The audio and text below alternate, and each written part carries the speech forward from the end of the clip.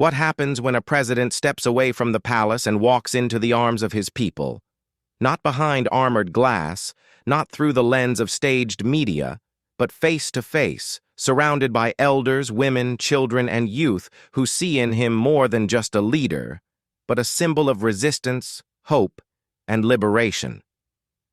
On June 14, 2025, that very moment unfolded in Kombissiri, the capital of Bazega province in Burkina Faso. What was meant to be a routine transit through the center-south region on the president's way to Manga turned into a historic encounter, a spontaneous outpouring of love and unity that speaks volumes about the soul of a nation in transformation. This is not just a story of a political visit. It is a testimony to the deep emotional bond between a revolutionary leader and the people who believe in his vision for a sovereign and self-determined Burkina Faso. As Captain Ibrahim Traoré's motorcade approached Kombissiri, few expected the scene that would follow. Thousands of people, ordinary citizens, community leaders, religious figures, and traditional chiefs had gathered in anticipation. The air buzzed with energy. Drums echoed through the streets, and chants of solidarity filled the sky. Women adorned in traditional attire danced with joy.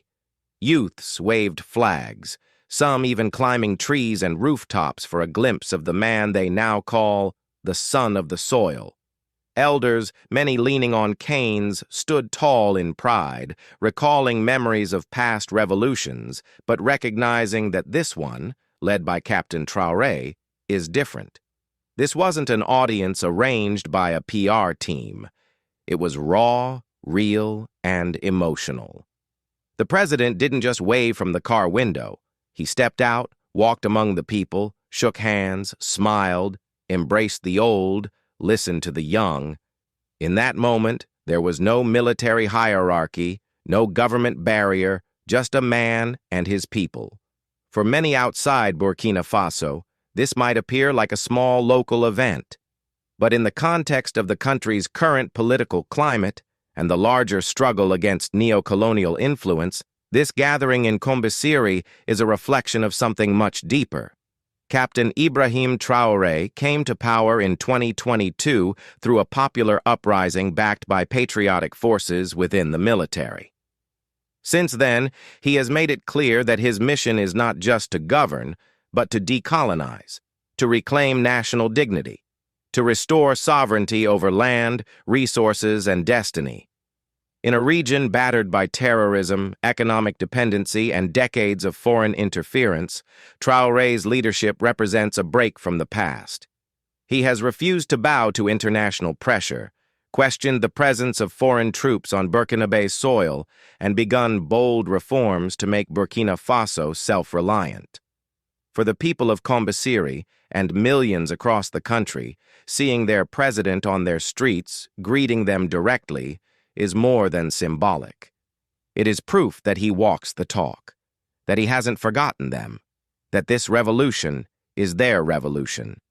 When the people chant liberation, they are not just echoing political slogans.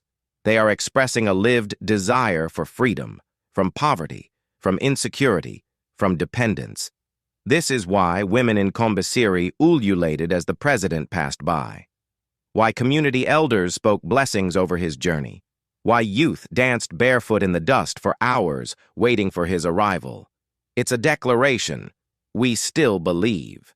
Even in the face of international sanctions, media attacks, and economic challenges, the people of Burkina Faso continue to rally behind a leadership they see as theirs. Captain Traoré, unlike many leaders before him, has not distanced himself from the rural heart of the nation. In fact, he often emphasizes that development must begin not in capital cities, but in villages and forgotten provinces. This belief was on full display in Kombissiri. What happened in Kombissiri is not just relevant to Burkina Faso. It is part of a broader shift happening across Africa. Young leaders are rising, not to beg for aid, but to demand respect. They are choosing sovereignty over submission, and increasingly, their people are rising with them. From Mali to Niger, From Guinea to the Congo, there's a growing chorus of voices saying, Africa must stand up. What we witnessed in Kombissiri was that voice made visible, a reminder that when leadership aligns with the aspirations of the people, the results are electric. It also sends a powerful message to external powers. This is not the Africa of the past. The time of imposed policies and puppet governments is ending. What replaces it may be messy, complex, and even radical, but it is real. And it is owned by Africans themselves. Before we continue, we want to pause and thank all of you, our subscribers, our members, and our passionate supporters of the Voice of Africa channel. Your views, comments, and shared voices have helped make stories like these visible across the continent and the diaspora. You remind us every day that the future of Africa is not in the hands of foreign media. It is in the hands of Africans who tell their own stories. If you haven't subscribed yet, please do. If you believe in independent African storytelling, consider supporting us through Super Thanks or membership. It helps us reach more people and report directly from the ground. Thank you for being part of this journey. Kombissiri is more than a stopover. It is symbolic of the rural roots that Captain Traoré constantly acknowledges. Unlike many leaders who become disconnected from the grassroots once in power, Traoré continues to emphasize a bottom-up approach to governance. His government has launched initiatives in local agriculture, community security brigades, and infrastructure projects tailored for rural regions. In his speeches, he often reminds citizens that the liberation of Burkina Faso will not come from air-conditioned offices, but from the courage of the people. Kombissiri, with its spontaneous welcome, reinforced that this message is being heard. It also serves as a morale booster at a time when the country continues to battle insurgent groups and rebuild its economy under pressure. When people see their leader among them, not hiding behind walls, they are inspired to stay strong, to keep believing, to keep building. Burkina Faso has always had a revolutionary spirit. From the days of Thomas Sankara to the present, it is a land where bold ideas take root. But for decades, that spirit was buried under foreign debt, corruption, and broken promises. Today, under Captain Traoré, we are witnessing a national awakening. This doesn't mean there are no challenges. On the contrary, fighting for sovereignty always comes with a price.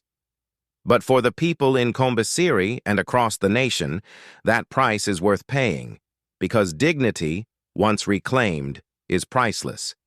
The event in Kombissiri was a reaffirmation of this spirit, a nation reclaiming not just its land and resources, but its very soul.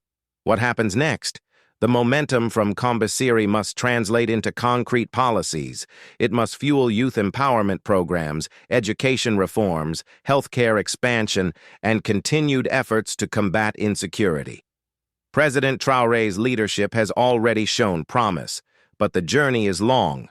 Burkina Faso needs allies, not just abroad, but within, from farmers, teachers, builders, innovators, soldiers, and youth.